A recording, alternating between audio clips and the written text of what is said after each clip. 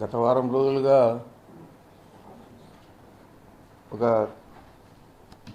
Second class చదివే అమ్మాయి తప్పిపోవడము, ఆ తర్వాత పుంగనూరు సమ్మర్ స్టోరేజ్ ట్యాంకులో శవమై తేలడం, ఈ నేపథ్యంలో ప్రభుత్వం స్పందించకుండా, దోషులను పట్టుకోకుండా గతంలో కర్నూలులో జరిగిన విధంగా ఇక్కడ జరుగుతుందేమో అనే ఆలోచనతో జగన్మోహన్ రెడ్డి గారు 9వ తేదీ పుంగనూరుకి రావాల్సింది. మరి ఎంత లోపల నిన్న 3 మంత్రులు, ఇంకా తెలుగుదేశం పార్టీకి సంబంధించిన శాసనసభ్యులందరూ కూడా వచ్చి వివరాలన్నీ కూడా పోలీసుల ద్వారా తెలుసుకొని ఆ వివరాలన్నీ కూడా తెలియజేయడం జరిగింది. దోషులను పట్టుకోవడం జరిగింది. మరి జగన్మోహన్ రెడ్డి గారి ప్రోగ్రాం తెలిసిన వెంటనే ప్రభుత్వం స్పందించి చర్యలు తీసుకోవడం, మరి ఆ దోషులను కూడా కఠినంగా శిక్షించాలని చెప్పి మేము కోరుతా ఉన్నాం.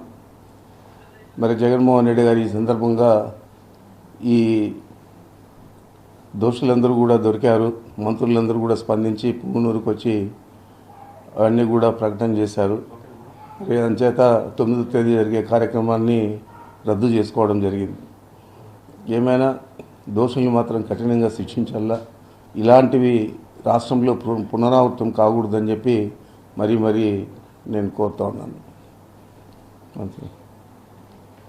అంతే కదా. లేనిపోయిన ఆరోపణలు చేస్తా ఉన్నారు సార్. కనీసం వాళ్ళు భద్రత లేదు. కేవలం జగన్మోహన్ గారి పర్యటన ఉందనగానే వాళ్ళు కాగమేఘాలపైన వచ్చారు. దీన్ని ఏ విధంగా చూడాలంటారు? అదే చెప్పాను కదా, జగన్మోహన్ రెడ్డి గారు వస్తారు, ఇదేదో పెద్ద ఇష్యూ అవుతుంది రాష్ట్రంలో అని చెప్పి స్వయాన ముఖ్యమంత్రి గారితో కూడా మాట్లాడించారు చనిపోయిన అమ్మాయి తండ్రిని. మరి ఇంత శ్రద్ధ గతంలో తీసుకోవాలంటే, కర్నూలులో జరిగిన అప్పుడే తీసుకోవాలంటే ఇది పునరావృతం అయ్యేది. ఎవరైనా తప్పు చేయాలంటే భయపడే పరిస్థితి ఉండేది.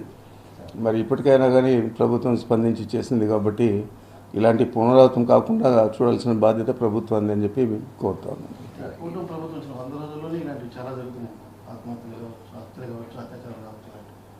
అంటే ఇదంతా కూడా మీకు తెలియదు కాదు. రెడ్ బుక్ సంస్కృతి, అందరినీ కొట్టడము, చంపడము, ఇట్లా చిన్నపిల్ల అమ్మాయిలంతా కూడా రేప్ చేసి వాళ్ళను హతమారిస్తే కర్నూలులో కనీసం కనుక్కోలేకపోవడం, దోషులను పట్టుకోలేకపోవడం, ఈ విధంగా రాష్ట్రమంతా కూడా ఈ రెడ్ బుక్ సంస్కృతి ఇప్పుడు దాకా కొనసాగింది.